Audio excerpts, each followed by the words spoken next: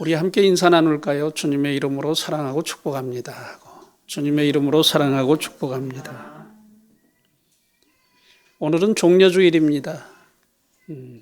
종려주일이라 하면 예수님께서 나귀 새끼를 타시고 예루살렘 성에 입성하시는데 그 제자들이 길가에 이렇게 겉옷을 펴고 종려나무가지를 흔들면서 호산나 호산나 다윗의 자손으로 오시는 왕이야 하고서 이렇게 예수님을 반기는 그것을 기념하는 주일이 이 종려주일입니다.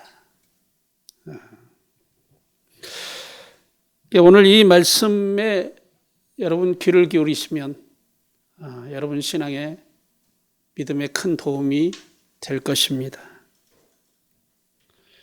프랑스의 드루오 경매장은 유명 인사의 유품을 경매하는 것으로 잘 알려져 있습니다. 과거 이곳에 나폴레옹의 유언장 사본이 경매로 나와서 거액에 이렇게 낙찰되어서 팔린 것으로 유명합니다. 유명 인사들이 평소 사용했던 그런 유품들은 경매장에서 많은 사람들에게 주목을 받으므로 고가에 낙찰되어 팔리기 마련입니다. 한마디로 말해서 누가 사용했느냐에 따라 그 물건의 가치가 정해지는 것이죠. 만일 제가 손목에 차고 다니던 고장난 시계를 경매에 나온다고 하면 얼마에 팔릴까요?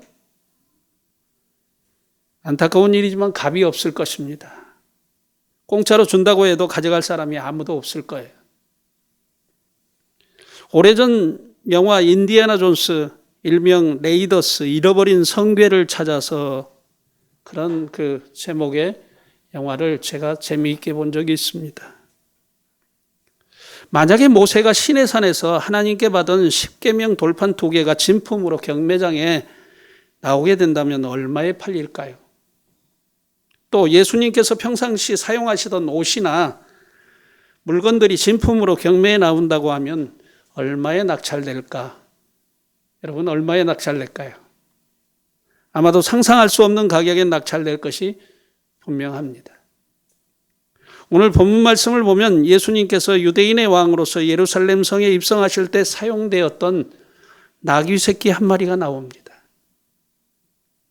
베다니에서 예루살렘 까지의 거리는 약 3km입니다. 그러니까 심리가 조금 안 되는 그런 거리이죠. 그런데 이 나귀 새끼는 베다니에서 예루살렘까지의 거리를 예수님을 등에 태우고 묵묵히 그 길을 간 그런 짐승입니다. 만일 이 나귀 새끼가 지금껏 살아있어서 경매에 나온다면 얼마에 낙찰될까요? 아마 값으로 책정하기도 조차 어려울 것입니다. 우리가 이쯤에서 꼭 한 가지 기억하고 넘어가야 할 것이 있습니다. 저와 여러분들 역시 지금 하나님의 나라와 복음을 위해서 예수님께서 귀하게 여러분들을 사용하고 계시다는 사실입니다. 그렇기 때문에 사실 저와 여러분은 값으로 따질 수 없는 엄청난 몸값을 지닌 그런 존재들이죠. 영국 프리미어 리그 토트넘 구단에서 활약 중인 손흥민 선수의 몸값을 약 1,000억 원 수준이라고 외신들은 전합니다. 지난 몇 년 동안 그의 몸값이 천정부지로 오른 것이죠. 손흥민 선수의 몸값이 1,000억 원을 웃더라도 그러나 하나님 앞에서는 우리의 몸값이 훨씬 더 비쌀 것입니다. 우리의 몸값은 상상할 수 없는 가격이어서 세상에 억만금을 다 준다고 해도 그 가치를 정할 수 없는 사람들이고 아마도 예수님께서 값으로 우리를 치려고 하지 않을 뿐만 아니라 바꾸지도 않을 줄 믿습니다. 그런 의미에서 우리 옆 사람과 다시 한번 이렇게 인사 나누도록 하겠습니다. 당신은 참으로 소중하고 귀한 분입니다 하고. 예. 오늘 본문 말씀을 보면 예수님께서 유대인의 왕으로 예루살렘에 입성하시는 그런 장면을 기록하고 있습니다. 그런데 대대적인 왕의 환영식이 있는 날임에도 불구하고 예수님은 너무나 초라한 모습으로 한 나귀 새끼를 타고 입성하시는 것을 보게 됩니다. 일반적으로 전쟁에서 승리한 그런 개선 장군이나 황제들이 입성할 때에는 잘생긴 명마를 타고 성에 입성하는 것이 관례이죠. 하지만 인류를 구원할 메시아시며 만왕의 왕이신 예수님께서 조랑말도 아니고 나귀 새끼를 타고 입성하시는 것이에요. 왜 예수님께서 예루살렘 성에 입성하실 때 나귀 새끼를 타야 했을까요? 예수님께서 단순히 개그 퍼포먼스를 하는 것이 아닌 줄 압니다. 여기에는 우리에게 나타내시는 중요한 영적 진리가 몇 가지 담겨 있습니다. 그래서 이 시간 우리는 오늘 본문 말씀에 담긴 그 영적 진리를 함께 살펴보며 은혜를 나누도록 하겠습니다. 첫째로 겸손의 진리를 담고 있습니다.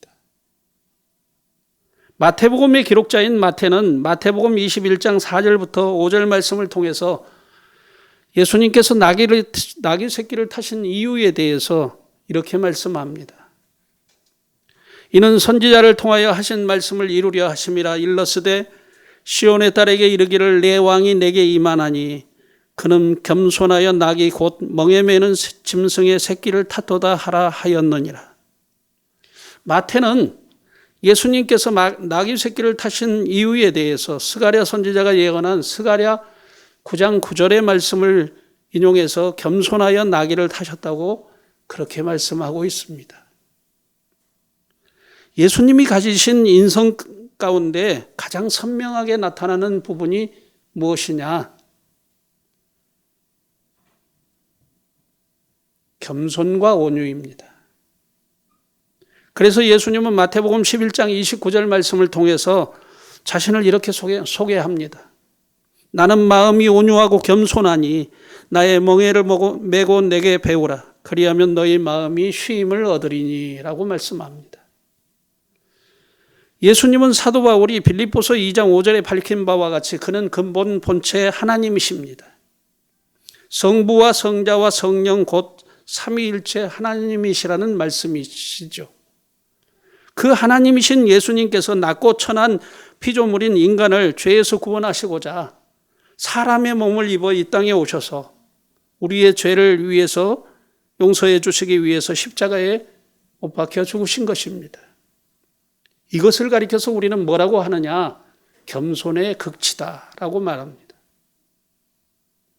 그렇게 겸손하신 예수님께서 만일 화려한 명마를 타고 예루살렘 성에 입성하신다고 가정해 보십시다. 겸손하신 예수님의 이미지는 한순간에 퇴색되고 말 것입니다. 성경에 보면 창조된 만물이 의인화되어 기록되어 있음을 곳곳에서 우리는 발견하게 됩니다. 특히 동물들이 많이 의인화되어 있음을 볼 수 있어요. 예를 들면 양이 그렇습니다. 시편 23편의 말씀을 보면 하나님의 백성 곧 하나님의 자녀를 양으로 비유했습니다. 또 마태복음 7장 15절 말씀을 보면 거짓 선지자들을 이리 곧 늑대라고 예수님은 비유해서 말씀합니다. 그리고 예수님은 더 나아가서 누가복음 13장 32절 말씀을 통해서 헤롯 왕을 가리켜서 여우라고 비교해서 말씀하시는 것을 보게 됩니다. 그렇다면 오늘 본문에 등장한 나귀 새끼는 어떤 이미지의 동물이냐에 우리는 관심을 기울여야 합니다. 나귀는 말과는 달리 겸손한 이미지의 동물로 하나님의 나라와 복음을 위하여 헌신하는 그런 일하는 동물로 비유되어집니다. 나귀는 성경의 중요한 사건과 관련되어 있는 동물이죠. 창세기 49장 14절 말씀을 보면 야곱이 임종 직전에 그 아들들을 축복하는 데 있어서 이사갈이라고 하는 그 아들을 향해서 이렇게 축복하는데 그를 가리켜서 건장한 나귀로 비유합니다. 또 창세기 22장 3절 말씀을 보면 아브라함이 독자 이삭을 모리아산에 번제로 드리기 위해서 번제에 쓸 물품을 싣고 가는 그런 동물로 사용되어진 게 나귀입니다. 또 출애굽기 4장 20절 말씀을 보면 모세가 하나님의 사명을 따라서 이스라엘 백성들을 출애굽시키기 위해서 애굽으로 돌아가는데 그 아내와 아들들을 태우고 애굽으로 가는 그 짐승이 뭐냐? 나귀입니다. 민수기 22장에 보면 발람 선지자의 길을 막고 책망한 짐승이 나오는데 그 짐승이 바로 나귀입니다. 나귀의 생김새를 자세히 뜯어보면 영락없는 성도를 의미합니다. 그리스도인을 의미한다라는 거예요.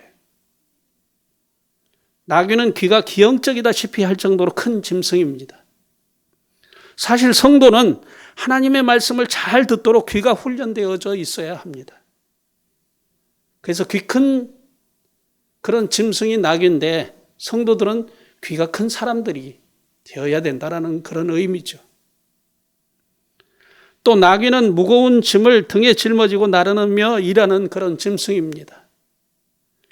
성도는 하나님이 우리에게 맡기신 사명의 짐을 짊어지고 일하며 섬기는 사람을 가리킵니다. 나귀는 굽이 갈라진 짐승이고 되새김질하는 짐승이어서 구약시대에는 성별된 짐승으로 이렇게 취급받았습니다. 성도는 하나님께로부터 구별하여 택하신 백성으로 그리스도의 피로 구속함을 받은 그러한 거룩한 성민으로 우리는 믿습니다. 나귀는 교만하거나 자기 주장이 없고 겸손하며 충성스러운 그런 가축이죠. 그래서 나귀를 의인화한다면 거룩한 하나님의 성도를 가리킵니다. 저는 간절히 바라고 소망합니다. 예수님이 나귀를 타신 이유는 겸손하셔서 나귀를 타셨다고 그랬어요. 우리들 역시 성도들 역시 겸손해야 합니다. 우리 사랑이 넘치는 교회 성도들은 하나님의 말씀을 잘 듣고 행하며 그 말씀을 되새김질하며 묵상하고 그리스도의 피로 구속함을 받은 거룩한 성민으로 겸손히 하나님이 우리에게 맡기신 사명을 따라 충성스럽게 섬기는 그러한 성도들이 되시기를 예수님의 이름으로 축복합니다. 둘째로 택하심의 진리를 깨닫게 하시기 위함입니다.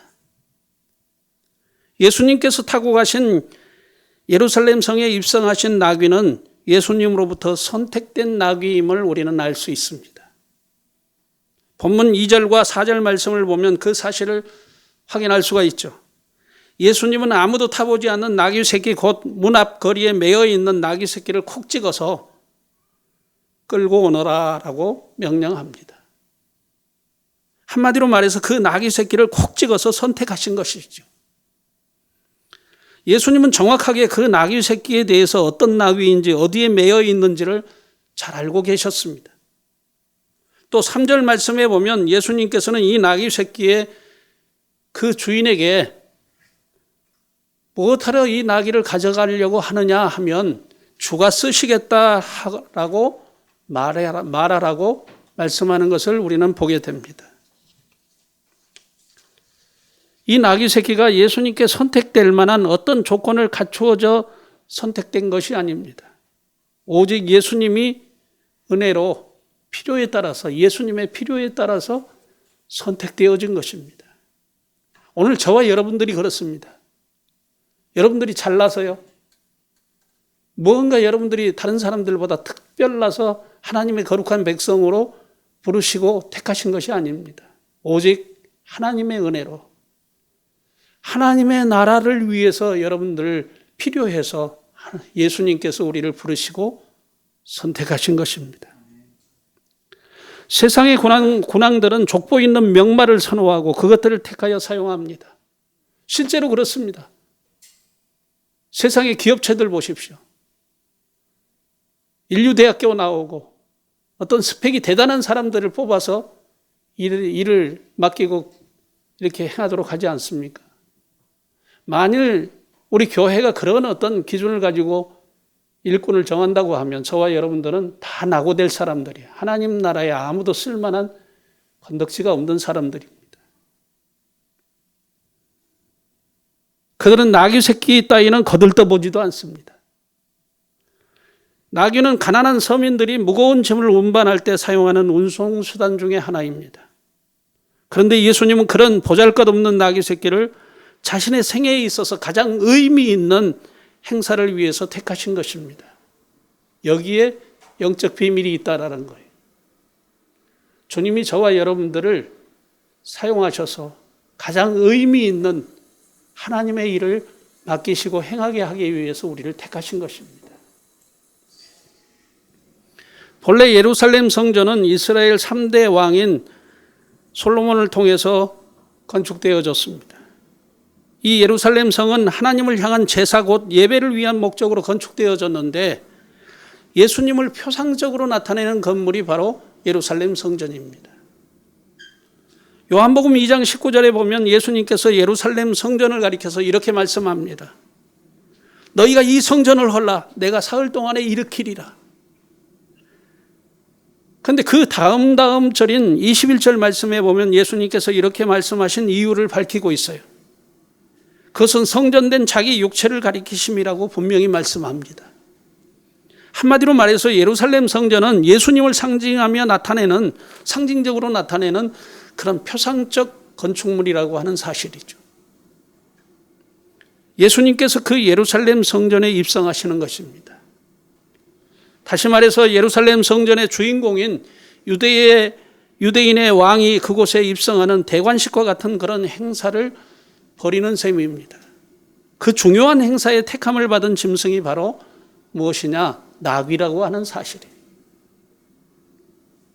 고린도전서 1장 26절부터 29절 말씀을 통해서 사도 바울은 이렇게 밝히고 있습니다.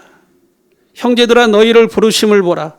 육체를 따라 지혜로운 자가 많지 아니하며 능한 자가 많지 아니하며 문벌 좋은 자가 많지 아니하도다. 그러나 하나님께서 세상에 미련한 것들을 택하사 지혜 있는 자들을 부끄럽게 하려 하시고 세상에 약한 것들을 택하사 강한 것들을 부끄럽게 하려 하시며 하나님께서 세상에 천한 것들과 멸시받는 것들과 없는 것들을 택하사 있는 것들을 폐하려 하시나니 이는 아무 육체도 하나님 앞에서 자랑하지 못하게 하려 하심이라. 저는 이 말씀을 읽고 묵상할 때마다 큰 감동으로 제게 다가옵니다. 나같이 미련하고 어리석고 연약하고 천한 자를 주님이 불쌍히 여기셔서 사랑하시고 택하여 주신 것입니다. 또 하나님의 자녀로 거듭나게 하시고 주의 몸된 교회를 섬기게 하시고 거룩한 성직을 맡겨주심이 너무도 황송하고 감사할 따름이죠. 오늘 본문 말씀 속에서 우리가 무엇을 발견합니까? 예수님은 오늘 본문 말씀 속에 택함을 받은 나귀를 통해서 우리에게 택하심의 진리를 가르치고 있는 것입니다. 내가 너희를 그렇게 지명하여 콕 찍어서 불렀다. 그런 의미죠.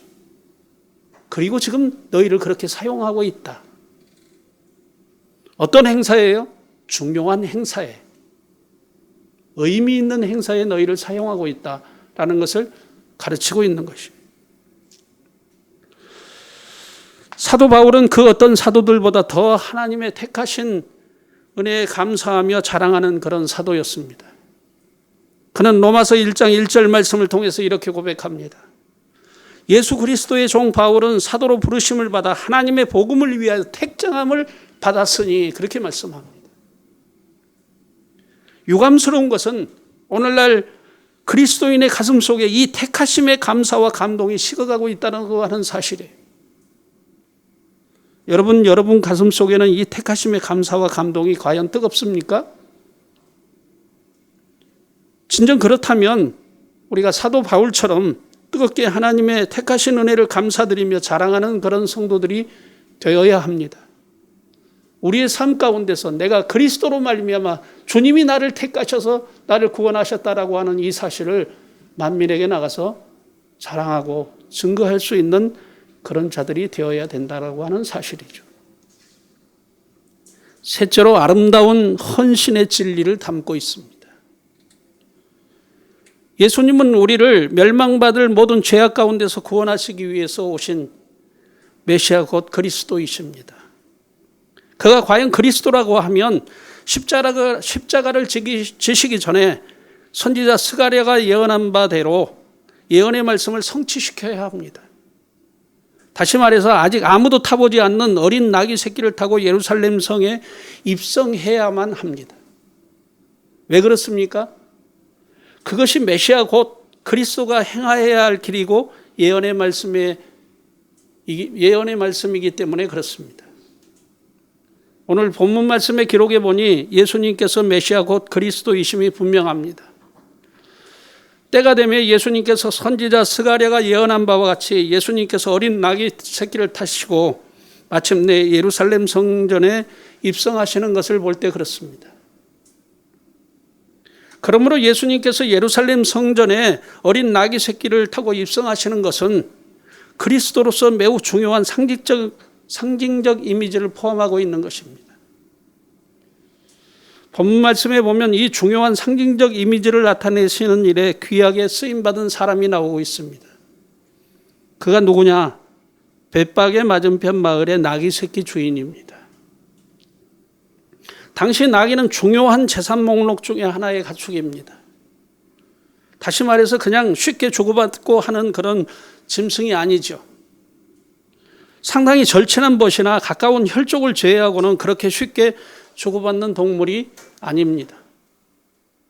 그런데 오늘 본문 말씀에 등장한 나귀 새끼 주인은 누구인지 구체적으로 밝히고 있지는 않지만 그렇지만 그는 예수님께서 메시아 곧 그리스도로서 예루살렘 성에 입성하시는 일에 중요하게 쓰임받는 인물 중에 하나라고 하는 사실이에요.